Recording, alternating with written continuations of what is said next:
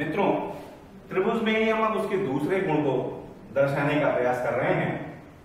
और देखिए, एक त्रिभुज यहाँ पे बना हुआ है, अभी इसको हम हटा देते हैं और एक बहिष्कोण यहाँ पे लगाया हुआ है।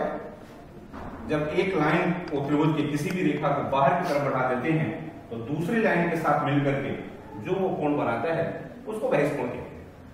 बच्चों को खूब बखूबी समझ में आता है क्योंकि वो मूर्त रूप में अनुभव कर रहे हैं कि ये त्रिभुज के बाहर कोण है, इसलिए इसका नाम बहिष्कोण है। वो अपने आप में लेकर अनुभव कर रहे हैं, ये त्रिभुज से इसका कोई लेना देना नहीं है, त्रिभुज के बाहर है, इसलिए ये बहिष्कोण है।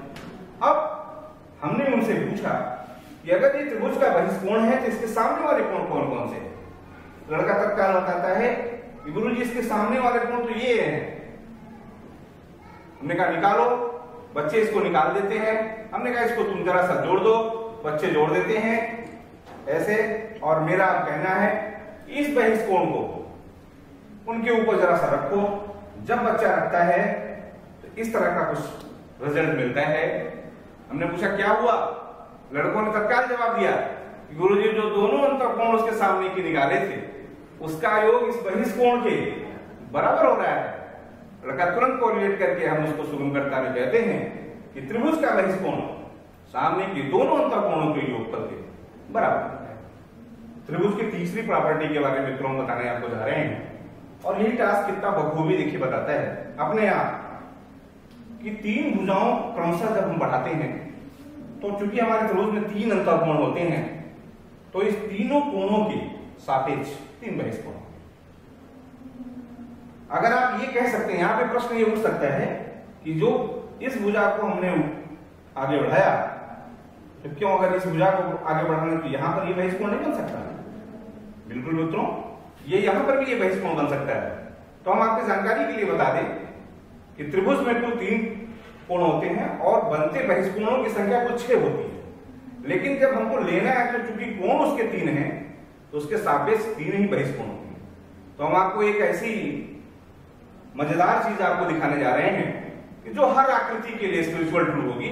और इसको हम देखते हैं कि इन तीनों बहिष्कोणों को हम क्रमशः इस फिगर से निकाल लेते हैं और निकालने के बाद जब हम देखते हैं इनको एक दूसरे से ऐड करते हैं तो कुछ हमें इस तरह का चित्र प्राप्त होता है बड़ा प्रत्याशित तरीके से। इसका ये सिद्धांत हो रहा है, ये हमको ये सेटिस्फाई करके संदेश दे रहा है कि त्रिभुज के तीनों कोणों के संगत बहिष्कोणों का योगफल 360 डिग्री होता है। तो इसका मतलब ये हुआ कि क्या ये और भी आकृतियों के लिए सत्य है? अगले टास्क में हम ये देखेंगे कि और आकृतियों के लिए भी ये सत्य है कि नहीं।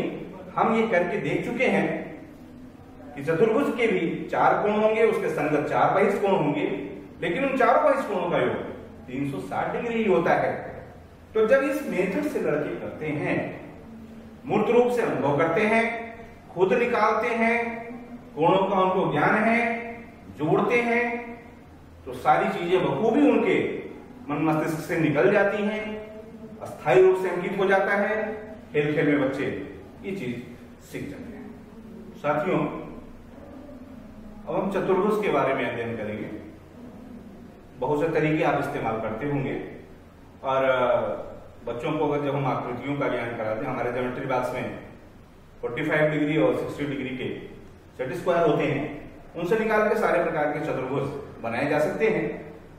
यहां पर चतुर्भुज, उसका जो पहला अक्षर च है वो 4 की तरफ इंगित करता है और बच्चा हमारा जानता है कि चतुर्भुज में 4 भुजाएं होती हैं, 4 कोण होते हैं और 4 सेक्स होते हैं। तो इसी चीज को जो त्रिभुज में अभी तक हमने देखा कि उसके तीनों कोणों का योग कितना होता है, चतुर्भुज में हम देखेंगे। और बच्चा क्योंकि हमारे पहले टास्क से परिचित हो गया, बड़ी रुचि लेता है कि गुरुजी लैबोरेटरी में चलिए, वहीं हम करके देखेंगे, वहीं हम सीखेंगे। तो जब वहां हम जाते हैं, ये चतुर्भुज देखता है, हमने कहा बेटा बताओ चतुर्भुज के चारों कोणों का योग कितना होता है।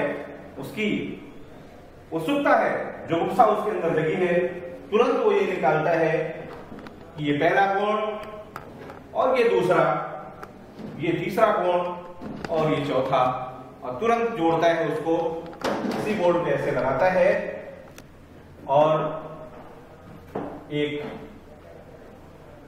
इस तरह की आकृति बनती है।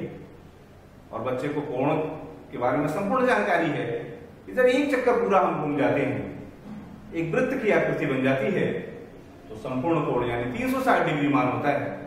तो यहां बच्चा तत्काल बताता है कि सर चतुर्भुज के चारों कोणों का योग 360 डिग्री।